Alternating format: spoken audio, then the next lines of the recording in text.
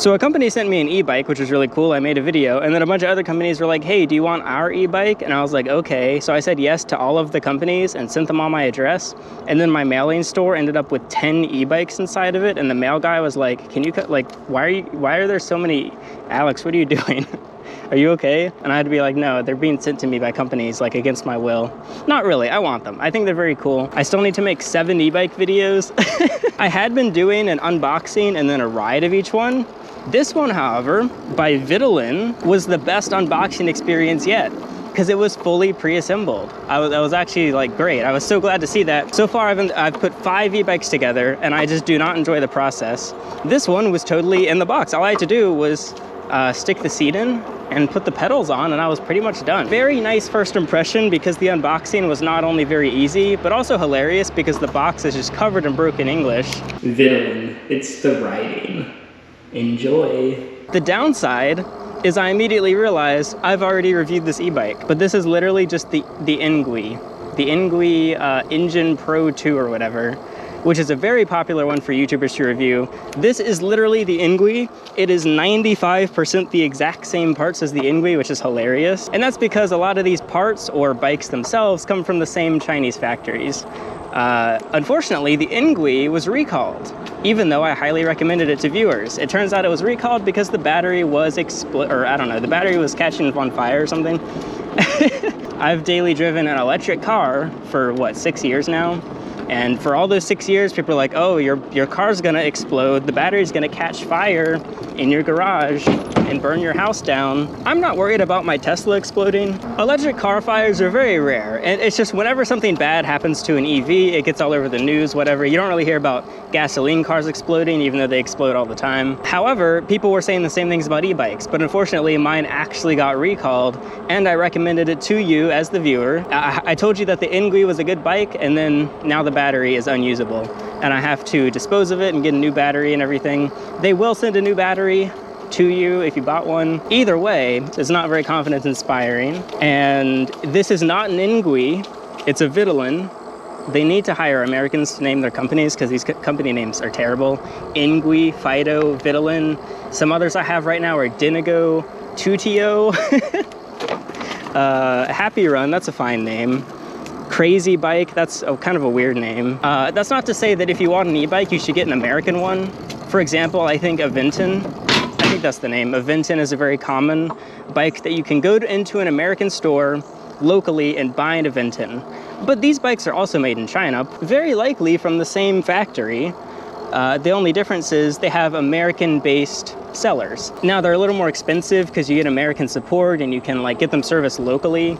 For example, I currently have 2 e-bikes in the bike shop, which I did not break. They arrived broken, so that's not great either. So I don't know, e-bikes are interesting.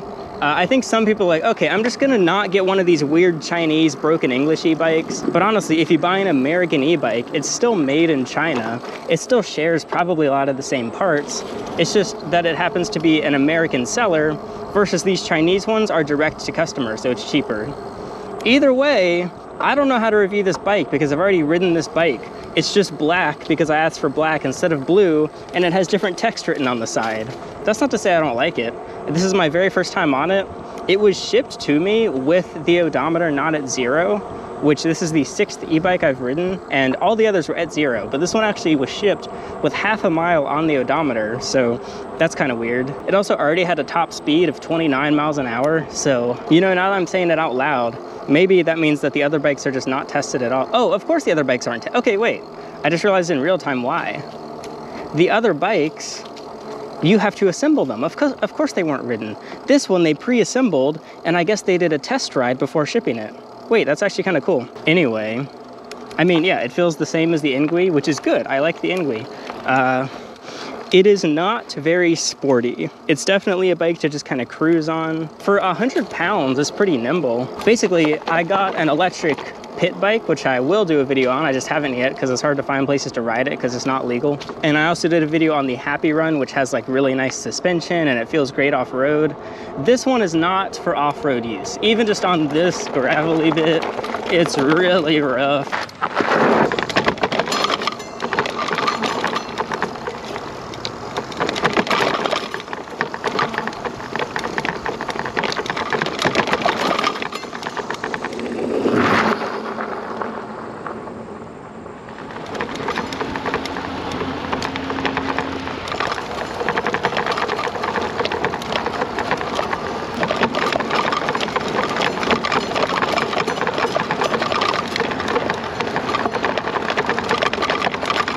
However, it has very fat tires, and so you definitely can ride it on paths or whatever, but not as forgiving. Ugh. My GoPro battery died, so since I had to switch it, it forces me to get off and just chill with the bike. Oh, the light fell over. But yeah, I mean, the fact it came out of the box like this was really convenient, and it looks good. I like the shape overall. It's nothing crazy, but it's like, okay, it's clearly an e-bike, but it doesn't scream e-bike as much. Personally, I'd love to cover up all the branding, because come on, VitalinEbike.com, do you really have to put that? Also, I think I have a referral code if you end up buying it, and it is a fast bike. It's pretty crazy how average people buy them and they just hop on and they're going 30 miles an hour on one of these. I don't really know what else to say about it. I'll probably just keep riding and like yapping, but I'll go ahead and get this out of the way. Would I spend $1,100 on this bike? I don't know. I honestly don't know. This isn't the style. So this is not the style of bike that I personally would buy for myself. The nice thing is it does fit in my car. Okay, here's a better way to think of it. If I had $1,100 and I wanted to get someone a gift and they wanted this e-bike, I would buy them this e-bike. I've only ridden it 6 miles, but the fact is the same as the other one that I've ridden like 50 miles. My only fear is that it's gonna get recalled like the other one. What's my battery at, speaking of? I'm at 68%, oh, 70%. It's got regen, I think. And we've gone 6 miles on 30%, so that's pretty easy math, right? So I can go like 20 miles. I mean, that's pretty satisfactory. Oh yeah, this is the first bike that has like an app. I think it's a generic app that works with lots of different e-bikes, but that's pretty cool. I like it because it tells me my exact battery percentage. I can also control the lights, and apparently I can like track my rides. I don't use the tracking thing. However, this app has a 1.5 star review, which I've never seen a rating that low for an app before.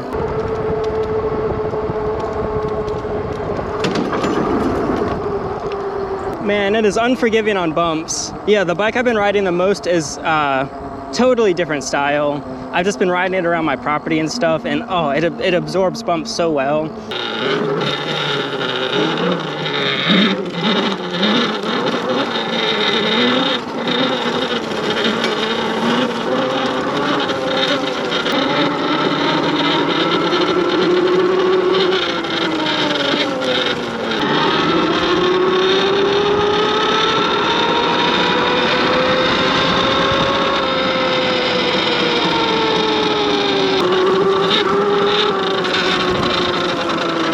I just hit a bump on that bridge and the whole bike just kind of lifted away from the ground. It turned into an airplane for a moment. And the thing is, I feel like a lot of, say, older people, okay, my parents are in their 50s, and I've been having them ride the different e-bikes to try them out and stuff.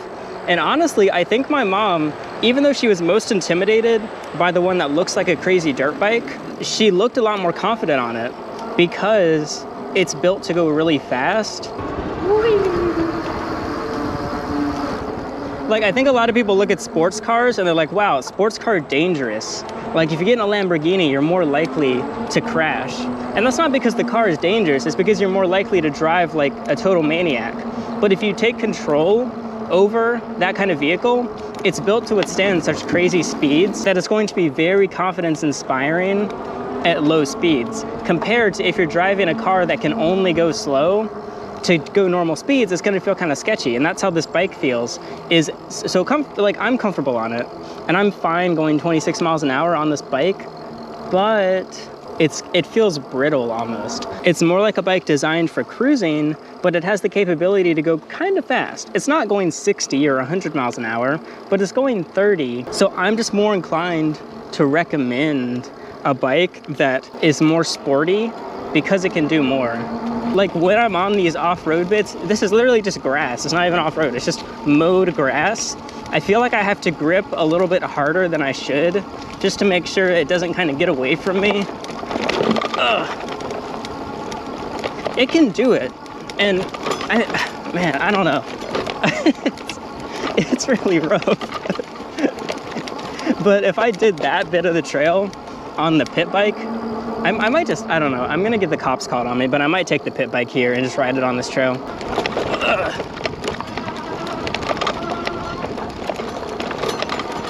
This is advertised, I think, as an adventure bike. and I wouldn't really go adventuring on this bike. I guess you can pack a lot of stuff onto it. If you just want to go down to like a fishing creek or something, that would be pretty cool. Throw all your rods on the back. I don't know, bring a little solar panel to charge it while you're fishing. I will say though, we got down this trail really fast. We've gone 7.5 miles. But of course, man, it's pretty nice to not use any energy. 7.5 miles of exploring, and I feel totally fine. It's 100 degrees right now, and I'm not even like sweating really, because I got this nice breeze.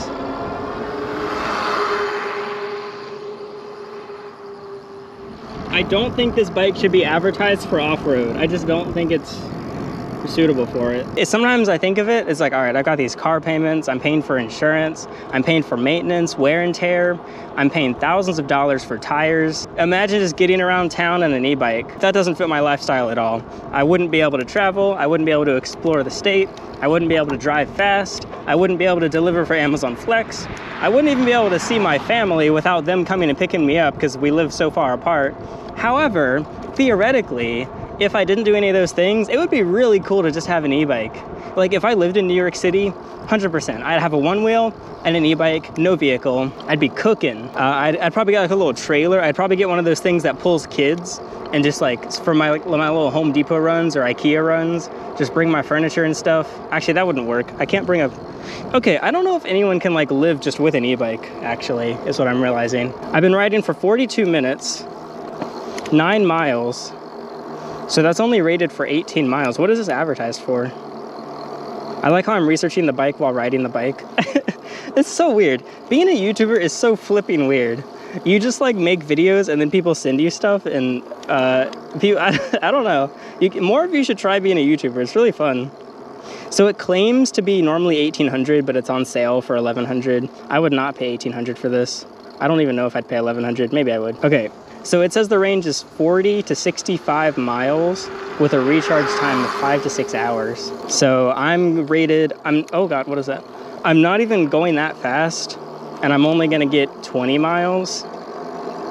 But I guess that's because I'm not completely just using pedal assist. This motor is legal, 750 watts, so you don't have to register it or anything, assuming that's accurate.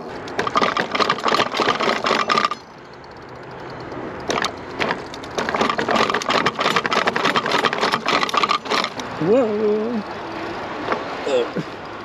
I don't know if any bikes can really be ridden in the sand. So yeah, it's advertised as an adventure bike, all terrain built for adventure. I think that's kind of BS. This is not comfortable, and this is grass next to a paved road. I am not adventuring, I am on a sidewalk, and I'm not having a good time. My butt hurts. This is a city bike, in my opinion. What a Chad. Running just out in the sun, 100 degrees. He's insane. Ugh. It has good brakes. That's good. I know that should be a given, but some of these e-bikes do not have good brakes. I'd keep having to stop to drink water.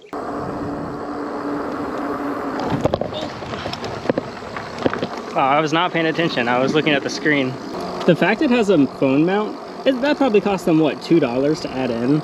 But it really helps, like me liking the bike, just the fact it came with a phone mount. More of the e-bikes should include those. Vitalin did a lot of things right. My question is mostly the range. Oh, I forgot I'm in pedal assist. My question is mostly the range. I don't know if it's as good as I would like. I do not think they branded it well. I think the name sucks, and the box was funny, but it's such horrible English. Like, you could pay some guy in America like $50 to just like proofread all of your... I'll do it. Send me all the documents and I'll proofread all your stuff for free and make it actually make sense. I think the worst thing is just the seat. My butt is so uncomfortable. It's so bad. Now, seat preference varies a lot. For example, my roommate, who sadly got kicked out, so I can no longer make e-bike videos with her, but we totally disagreed on which seat. Like, I loved one seat, she loved another seat.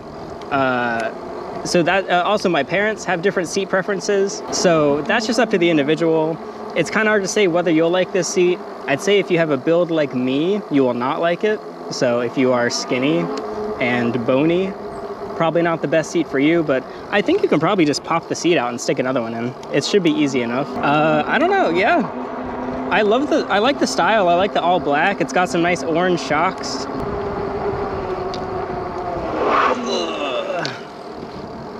Left some skid marks. Whoopsie. I want to see how fast it stops. Honestly, I'm gonna say it. I think this is a pretty good e-bike pick. It's generic. It shares a lot of parts with other e-bikes, but so what? Maybe that's because the parts are good. It's hard to recommend a product when you've only ridden it 11 miles, but these companies really want me to pump out these videos. So what I can't tell you is how long it's gonna last and what the customer service is like, because the customer service tends to be not very good on these e-bikes. But hey, it's fun. You get all the joys of a bike. You get that freedom. But bikes come with a lot of freedom that other things just don't come with. You own it completely. It's not registered. Nobody knows you have it. People say vehicles are the ultimate freedom, but you can have a lot of issues on a vehicle, and you rely on a lot of other people for it to work, to get parts for it and stuff. But like an e-bike, you just kind of have it, and for the most part, it pretty much just works.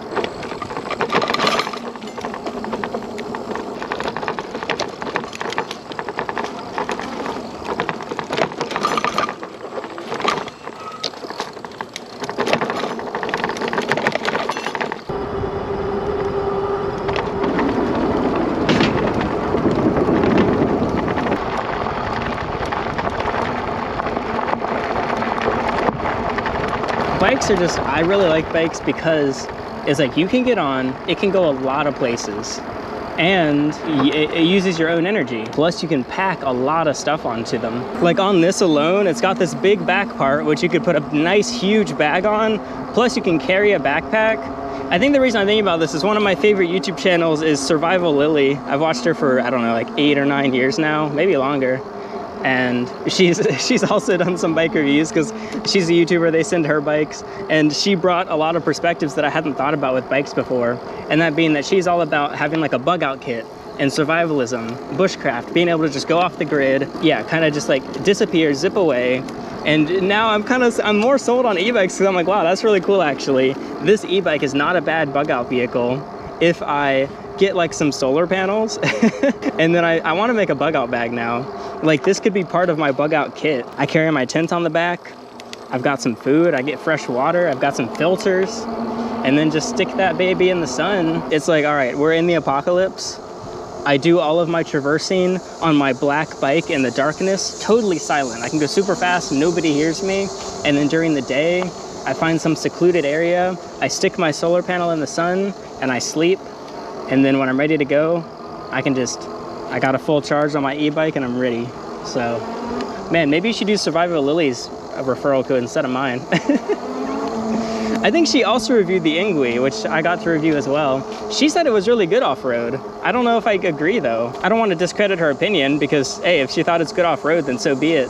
But I wonder if she's gotten to try some truly off-road e-bikes or not. That squirrel's looking rough. I wonder if the Ingui battery will fit in this, and then I can just stick that battery on the back. Okay, here's something that frustrates me a lot is these e-bikes, even though they share so many parts, none of the e-bikes I have share chargers or batteries. Let's say you buy one and then you want to buy one for like your spouse or whatever. I see a lot of people at the beach, for example, they have 2 e-bikes and sometimes they're the same, sometimes they're different. But what if you buy one and then you want another one later and that seller doesn't exist because sellers seem to come and go a lot? I wish you could just okay, think about if one of you is using more battery power than the other. Maybe you want to use really fat or want to use really skinny, and then you can just swap batteries. Or I guess you could also just switch e-bikes. What am I saying? I don't know why it doesn't say the percentage on the screen. That would be really convenient. Okay, we're at 1/3 of the battery left, and we've gone 12 miles. Okay, what? For some reason, the battery percentage just jumped up to 56, but I don't think that's right. It keeps jumping around. I thought it was just like not updating, but now it's jumping around the opposite direction. Do I have 56 or do I have 30 something? I might have to just run the battery till it dies. If I haven't even used half, that means I can go like, almost, I don't know, 25, 30 miles? Because I just keep accelerating from 0 and just, I am burning through battery. I'm gonna pedal a bit though. Woo!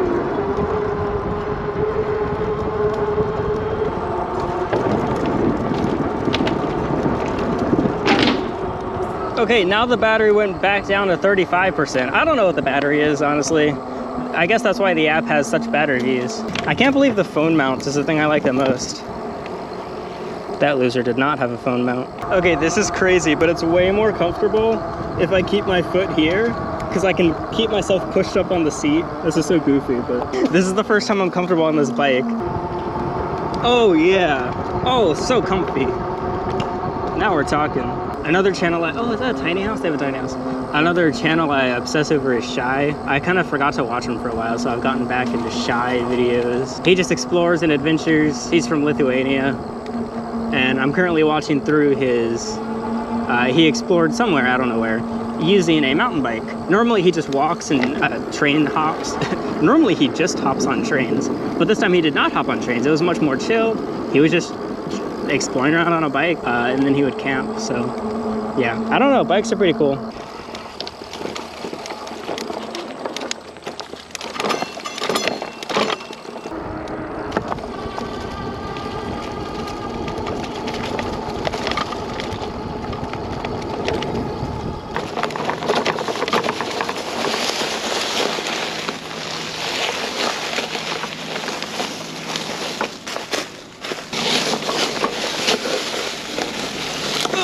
Wow. Okay, it does not have torque for off-road. It has maximum torque. I have an earbud in my mouth, so I can't really talk. Oh god. Oh wow. Yeah, the motor just gave out. Okay, it cannot off-road. Why is this called an adventure bike?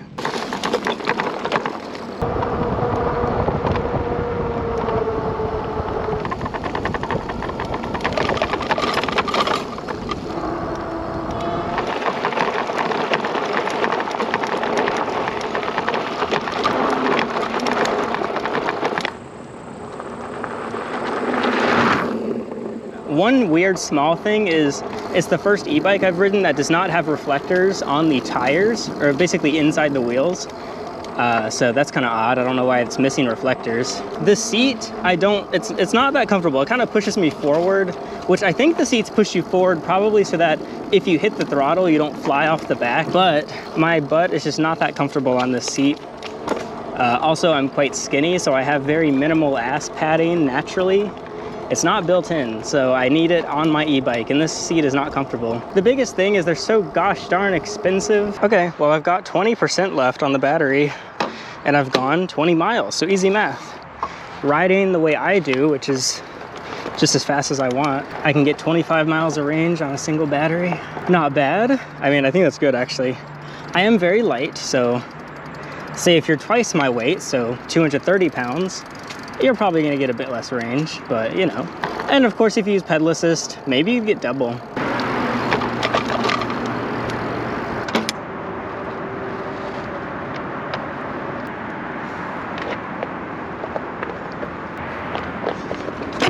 Man, it is a tight fit. Oh God.